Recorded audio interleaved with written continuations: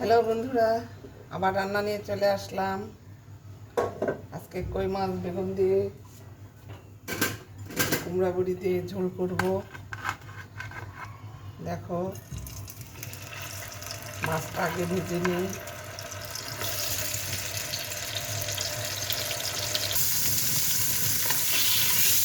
মাছ উল্টে দিতে হবে, একটু ভালো করে ভাজতে হবে। কুমড় বড়িটা ভেজে নিব। সরিষার তেল দিয়ে দিব।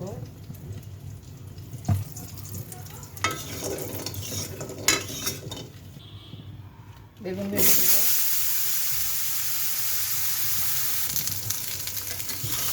বেগুনটা ভালো করে ভেজে নিব, খুব সুন্দর করে। এভাবে তোমরা ভাজবে।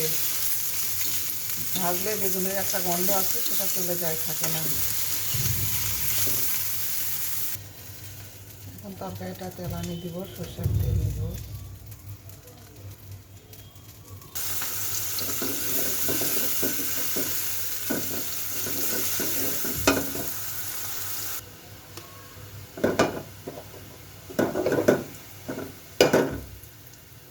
আদা বাটা দিলাম, একটু রসুন বাটা,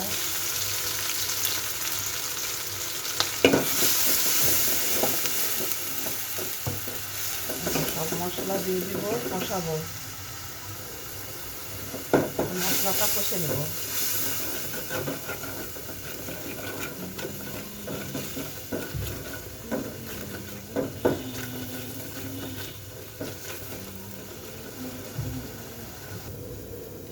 এটা চচ্চড়ির তরকারিটা তুলে দেবে। আমি হাত দিয়ে তরকারি মাখাই না, হাতে ঝাল লাগে, এই জন্যে হাত দিয়ে তরকারি মাখানো। সব কিছু দিলাম এখানে, আদা বাটা, রসুন বাটা, জিরা বাটা, গুঁড়া মরিচ সব দিলাম, দিয়ে এখন মেখে দেবো। মাছ দিয়ে দিলাম এই তরকারিতে, চচ্চড়ির তরকারিতে মাছ দিয়ে দিলাম, কেচকি মাছ। ঢেকে দিলাম।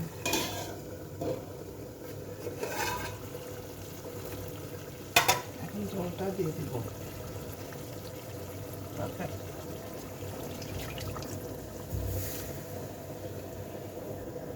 ঝোল দেওয়া হয়েছে, এখন ঢেকে দিয়ে হলেই নামাবো।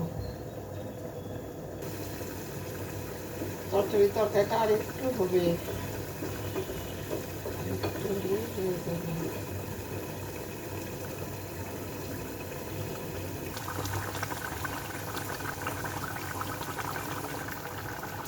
চচ্চড়ির তরকারিও হয়ে গেছে, ঝোলেরটাও হয়ে গেছে।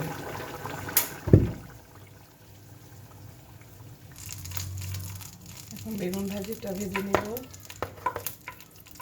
বেগুনটা সুন্দর করে মাখলাম, গুঁড়া মরিচ, হলুদ, লবণ, জিরা বাটা দিয়ে মেখে নিলাম।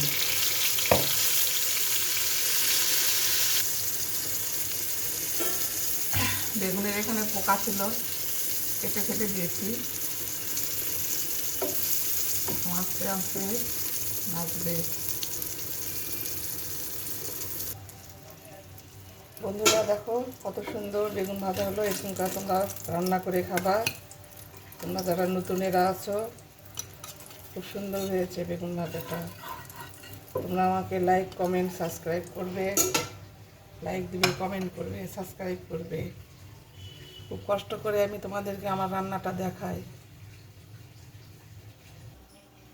আজকে দুপুরে রান্না বেগুন ভাজা, কই মাছের ঝোল, কেচকি মাছ দিয়ে চচ্চড়ি।